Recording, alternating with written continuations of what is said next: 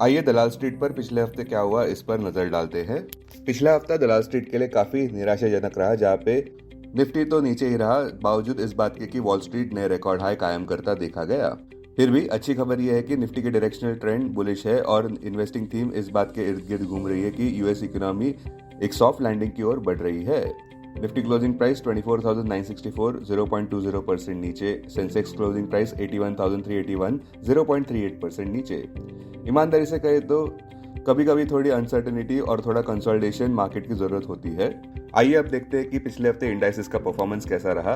Nifty 0.20% नीचे रहा, जहां पे कॉशन देखने को मिला और साइकोलॉजिकल 25,000 मार्क के नीचे निफ्टी बंद हुआ। बैंक निफ्टी भी 0.56% नीचे गिरा और निफ्टी की रेंज बाउंड एक्शन की तरह ही बैंक निफ्टी में रेंज बाउंड एक्शन देखने को मिली। निफ्टी प्राइवेट बैंक इंडेक्स 0.23% ऊपर बढ़ा, जबकि निफ्टी पीएसयू बैंक इंडेक्स 1.62% नीचे गिरा। ब्रॉडर मार्केट्स की बात करें तो निफ्टी मिड कैप 100 इंडेक्स 0.81% ऊपर बढ़ा, जबकि निफ्टी स्मॉल कैप इंडेक्स भी 1.33% ऊपर बढ़ा।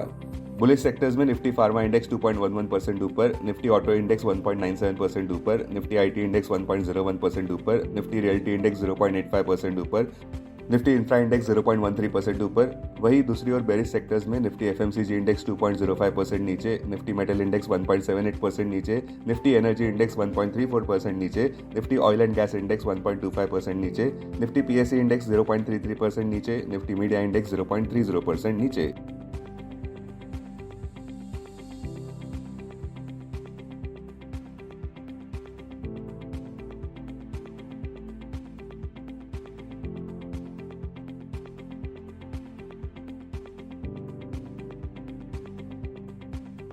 अब पिछले हफ्ते के की कैटलिस्ट पर नजर डालते हैं। रतन टाटा, जो कि एक विजनरी इंडस्ट्रियलिस्ट थे और चेयरमैन इमेरिटस टाटा सन्स के थे, वो 86 की उम्र में बुधवार रात को गुजर गए मुंबई के ब्रीच कैंडी अस्पताल में। बिजनेस एथिक्स के बड़े प्रवक्ता रतन टाटा जी ने टाटा ग्रुप कॉन्ग्लोमरेट को 2 दशकों से ज्यादा लीड किया, जहां पे वे टाटा सन्स के चेयरमैन रहे 1991 से 2012 में। टाटा ग्रुप का रेवेन्यू जो $5 बिलियन था 1991 में, वो 2012 में जब रतन टाटा जी रिटायर हुए तब $100 बिलियन हो गया था। दूसरा, आरबीआई ने अपना स्टैंड बदलकर न्यूट्रल कर दिया है। ये बात एक संकेत हो सकती है कि दिसंबर महीने में रेट कट्स हो सकते हैं। उम्मीद यह है कि फेडरल रिजर्व की तरह आरबीआई भी रेट कट्स कर सकता है। तीसरा, वॉल स्ट्रीट में डाउ जोन्स और एस&पी 500 ने रिकॉर्ड हाईस कायम किए, जहां पे वीकली गेन्स देखने को भी मिले। स्टॉक स्पेसिफिक खबरों की बात करें तो अदानी एंटरप्राइजेस सुर्खियां बटोरता नजर आया, जहां पे अदानी ग्रुप एडवांस डिस्कशंस में है मिडिल ईस्ट सॉवरेन फंड से $1 बिलियन रेज करने के लिए अपने एयरपोर्ट डिवीजन के लिए।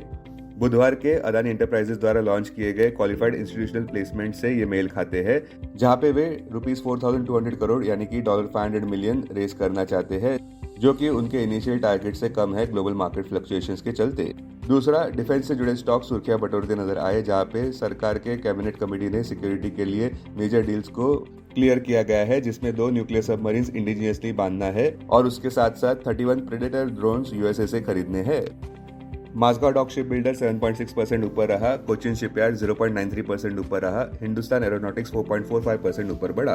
तीसरा, डेविस लैब सुर्खियां बटोरता नजर आया, जहां पे 13% के गेन्स देखने को मिले और नया रिकॉर्ड हाई भी देखने को मिला ₹6,160 प्रति शेयर पर, जब सिटी ने अपने इनिशियल कवरेज को बाय रेटिंग कर दिया, जहां पे प्राइस टारगेट 6,400 का रखा गया है।